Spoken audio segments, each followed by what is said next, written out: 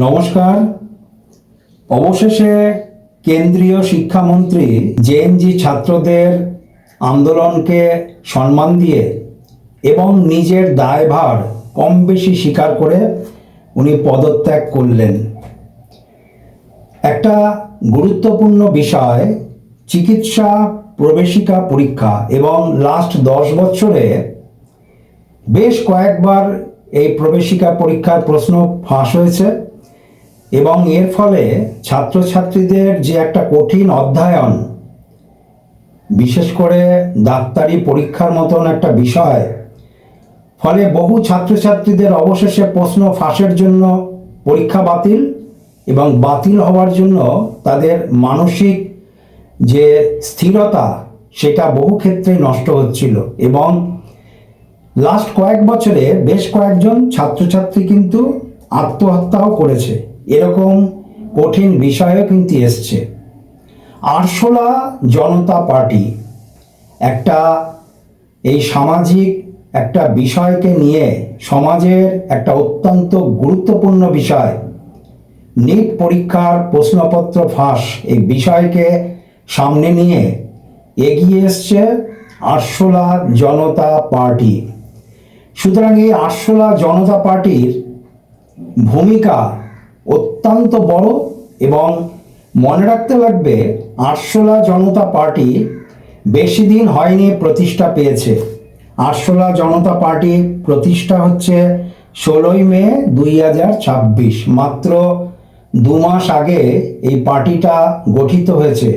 কিন্তু অল্প সময়ের মধ্যেই দেশের এবং এমন এক সামাজিক অবস্থার পরিপ্রেক্ষিতে নিট পরীক্ষার প্রশ্নপত্র ফাঁস, এই ইস্যুটাকে সামনে রেখে তারা যে আন্দোলনের রূপরেখা সৃষ্টি করেছে, শুধু দিল্লি নয়, শুধু যন্তর মন্তর নয়, সারা ভারতবর্ষে এর উত্তাপ পৌঁছে গেছে।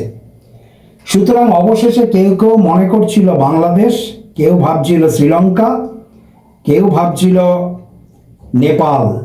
সুতরাং এই সকল দেশে যেরকম ঘটনা ঘটেছে, সরকারকে এই আন্দোলনের, এরকম আন্দোলনের পরিপ্রেক্ষিতে সরকার পরিবর্তন, সুতরাং অনেকে সেটা ভেবেছে যে বাংলাদেশের অবস্থাই বোধহয় হচ্ছে ভারতবর্ষে।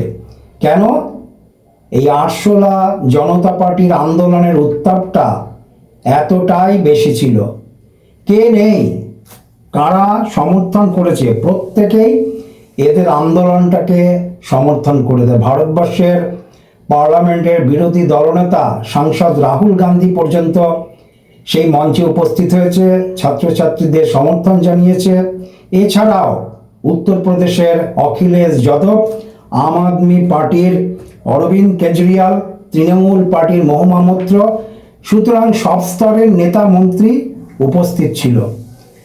ছাত্রছাত্রীদের এই আন্দোলনটাকে সমর্থন জানিয়ে সমাজসেবী, বিজ্ঞানী এবং শিক্ষক অনশনে অবস্থান করেছিল। সোনাম ওয়াংচুক দীর্ঘদিন অবস্থান চালানোর পরে সরকারের সাথে তাদের একটা কথাবার্তা স্থিরতা আসে, এবং সোনাম ওয়াংচুক অবশেষে উনি অনশন তুলতে সমর্থন হয়। একটা প্রশ্ন এটার মধ্যে আসছে, এই যে ধর্মেন্দ্র প্রধানের পদত্যাগ, এটা কেউ কেউ বলছেন যে বিজেপি তথা মোদিজির একটা মাস্টার স্ট্রোক। সুতরাং যেরকম সেরকম ভাবেই ঠিক মাঝখান থেকে ধর্মেন্দ্র প্রধানকে পদত্যাগ হয়ে যাওয়ার পরই একটা বড় বিপদ বা আশঙ্কার মাঝখান থেকে মোদিজি এবং তার সরকারের অবস্থান ঘুরে এসছে। অপরদিকে আবার কেউ কেউ বলছে যেটা এতদিন কেউ পারেনি, মোদি সরকার আজকে 15 বছর হতে চলেছে, ভারতবর্ষে একছত্র একনায়কতন্ত্র চলছে, এবং কোনো বিরোধী দল এখানে মাথা ওঠাতেই পারছে না। কেন? এদের বিজেপির রাজনৈতিক কৌশলটা এত কঠিন এবং এত সুন্দর। কেউ যেটা পারেনি আজকে 15 বছরে, পারেনি কংগ্রেস, বিরোধী দল ভারতবর্ষের পারেনি, পারেনি তৃণমূল, পারেনি আরজেডি, পারেনি জেডিইউ, পারেনি উত্তরপ্রদেশের অখিলেশ যাদবের দল। আজকে মাত্র 2 মাস যেই দল প্রতিষ্ঠা পেয়েছে, 16 মে 2026 এই আরশোলা পার্টির প্রতিষ্ঠা হয়েছে। সুতরাং 2 মাসের মধ্যে একটা কঠিন আন্দোলন দিল্লি থেকে সারা ভারতবর্ষে পৌঁছে দিতে পেরেছে তারা। এবং শুধু তাই নয়, বিজেপির তথা দেশের যিনি শিক্ষামন্ত্রী, ওনাকে অবশেষে পদত্যাগ করতেই হয়েছে ছাত্রদের আন্দোলনের কাছে স্বীকার করে। সুতরাং এইটা একদিকে যেরকম যদি বলা যায় বিজেপির মাস্টার স্ট্রোক, কেন আন্দোলনের মাত্রা বিভিন্ন জায়গায় ছড়িয়ে পড়ছে, কলকাতাতেও তার একটা ব্যাপকভাবে আন্দোলন দেখা গেছে এই আরশোলা পার্টির সঙ্গে বামপন্থীদের আন্দোলন। এছাড়াও বিহারে দেখা গেছে একটা ভয়ঙ্কর এক পরিস্থিতির মোকাবিলা সরকার চলে এসেছিল। সুতরাং সেখান থেকে সরকার তার একটা রূপরেখা বদলাতে পেরেছে, এটা ঠিকই। কিন্তু অপরদিকে এটা মানতেই লাগবে, এই যে আরশোলা পার্টি, তাদের যে শেষ পর্যন্ত তাদের মতামত, তাদের যে দাবিকে মান্যতা দিয়ে কেন্দ্রীয় শিক্ষামন্ত্রী ধর্মেন্দ্র প্রসাদের যে পদত্যাগ, এইটা অপরদিকে 2 মাসের জন্ম নেওয়া একটা পার্টিকে কিন্তু অনেকটাই শক্তিশালী করলো। ভারতের নির্বাচন কমিশনে এই আরশোলা পার্টি কিন্তু কোনো রাজনৈতিক দল হিসাবে নিবন্ধন নেই। এই পার্টির যিনি প্রতিষ্ঠাতা অভিজিৎ দীপকে, আগেই জানতে লাগবে অভিজিৎ দীপকে এর পরিচয়টা কি।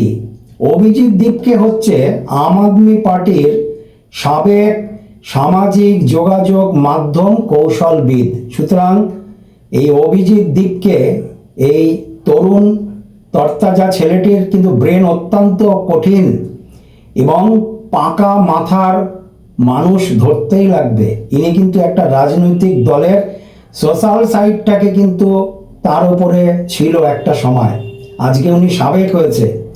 সুতরাং অল্প সময়ের মধ্যে এই আরশোলা পার্টি যেরকমভাবে ভারতবর্ষে এক ব্যাপকভাবে সাড়া লাগিয়ে দিয়েছে, এবং আমি আগেই বললাম যেটা এতদিন পর্যন্ত এত বড় আন্দোলন কংগ্রেস পারেনি, অন্যান্য দলও পেরে ওঠেনি, সেটা কিন্তু একটা ছাত্র আন্দোলন সেটা কিন্তু পারল।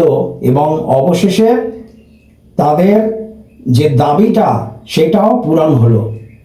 আগামী দিন কি বলছে, প্রশ্নটা এখানে আসছে। বিজেপি ভারতবর্ষে অত্যন্ত শক্তিশালী দল এবং বিরোধী পার্টি হিসাবে প্রকৃতপক্ষে এখনো বিজেপির কাছাকাছি কেউ সেরকমভাবে পৌঁছাতে পারেনি। কংগ্রেসও কিন্তু অনেকটাই দুর্বল। এছাড়া উত্তরপ্রদেশেও যে অখিলেশ যাদব, সেও যে খুব বড় একটা আন্দোলন, অপরদিকে দিল্লিতে অরবিন্দ কেজরিওয়াল, আর বেঙ্গলে তো মমতা ব্যানার্জির অবস্থা বর্তমানে অত্যন্ত খারাপ। সুতরাং বিজেপির আশপাশে যারা আছে প্রকৃতপক্ষে বিরোধী দল হিসাবে কিন্তু সেরকমভাবে কেউ শক্তিশালী না। তাহলে কি আগামী দিনে এই যে ছাত্র আন্দোলন, এই যে আরশোলা জনতা পার্টি, এরা বর্তমানে কিন্তু আমি আগেই বলেছি কোনো রাজনৈতিক দল হিসাবে ভারতের নির্বাচন কমিশনে এদের নিবন্ধন নেই, কিন্তু এত বড় যে একটা আন্দোলন করেছে, এই আন্দোলনটাকে তারা সম্পদ বানিয়ে, ক্যাপিটাল বানিয়ে আগামী দিনে তারা নির্বাচন কমিশনের কাছে তারা রাজনৈতিক দল হিসাবে প্রতিষ্ঠা পেয়ে তারা কি ভারতবর্ষের রাজনীতিতে সরাসরিভাবে অংশগ্রহণ করবে? মনে রাখতে লাগবে, বেশি দিন নেই, 2027-এর প্রথম দিকেই কিন্তু উত্তরপ্রদেশে ভোট আছে এবং পাঞ্জাবে ভোট আছে। সুতরাং এত বড় একটা জয়, অপরদিকে মোদিজির মাস্টার স্ট্রোক তাদের এত বড় আন্দোলনকে কৌশলগতভাবে স্তব্ধ করে দিয়েছে। সুতরাং আগামী দিনে এই যে আরশোলা জনতা পার্টি অ্যাসিড টেস্ট কি হবে উত্তরপ্রদেশের নির্বাচনের মধ্য দিয়ে, পাঞ্জাবের নির্বাচনের মধ্য দিয়ে? প্রকৃতপক্ষে তারা কি আগামী দিনে ভারতবর্ষের কোনো রাজনৈতিক দল হিসাবে প্রতিষ্ঠা হয়ে ভারতবর্ষের রাজনীতিতে সরাসরিভাবে যোগাযোগ করবে এবং এগোবে? আমি অ্যাস্ট্রোলজার বেদান্তজি, আমার চ্যানেলে আমি ওদের যেহেতু যেদিনকে জন্ম নিয়েছে আমি তো তারিখটা আপনাদেরকে বললাম, সুতরাং সেই হিসাবে যেটা দেখেছি আমার গণনা অনুযায়ী একটা জেএনজির আন্দোলন বা দিল্লির যন্তর মন্তরে একটা বড় আন্দোলন, সেই আন্দোলনকে ঘিরে সারা ভারতবর্ষের আঁচ উত্তাপ ছড়িয়ে পড়া এবং অবশেষে তাদের ফসল লাভ এখানেই শেষ নয়। আগামী দিনে এই যে অভিজিৎ দীপকে এর যে প্রতিষ্ঠাতা, আমি আগেই বলেছি এই তরুণ কিন্তু অত্যন্ত রাজনৈতিক মনোভাবাপন্ন ব্যক্তি, সুতরাং আন্দোলন এখানেই শেষ হয়ে যাবে আরশোলা পার্টির, এবং সেই আন্দোলন আগামী দিনে আরও চলবে না, কেননা বিরোধীর জায়গাটা কিন্তু ফাঁকা, মনেই রাখতে লাগে। বিরোধী বিজেপি তাদের একছত্র শক্তি প্রয়োগ করছে, বিরোধীদের যে জায়গা সেই জায়গাটা কিন্তু পরিপূর্ণ করার মতন ভারতবর্ষে এখনো সেই রকম কোনো রাজনৈতিক দল দেখা যাচ্ছে না, বা কোনো রাজনৈতিক আন্দোলন এসবও দেখা যাচ্ছে না। সুতরাং এক্ষেত্রে এই মুহূর্তে যে একটা ঘটনা ঘটল দিল্লির যন্তর মন্তরে, সুতরাং এর সুফলকে ধরেই আগামী দিনে আমার গণনাতে যেটা আমি পাই, এই আরশোলা জনতা পার্টি, ককরোচ জনতা পার্টি, তারা কিন্তু রাজনৈতিক দল হিসাবে গঠন করে রাজনীতির ময়দানে নেবে, ভারতবর্ষের রাজনীতির আঙিনায় তারা লড়াই করার কিন্তু প্রচেষ্টা চালাবে। ককরোচ জনতা পার্টি আগামী দিনে ভারতবর্ষের কোন দিকে এগিয়ে চলে এবং তাদের আন্দোলন কি এইখানেই কি শেষ, নাকি আমি আমার গণনাতে যেটুক পাই সেই দিকেই এগোবে? নমস্কার, সবাই ভালো থাকবেন, ভিডিওটা শেয়ার করবেন, লাইক করবেন, সাবস্ক্রাইব করবেন।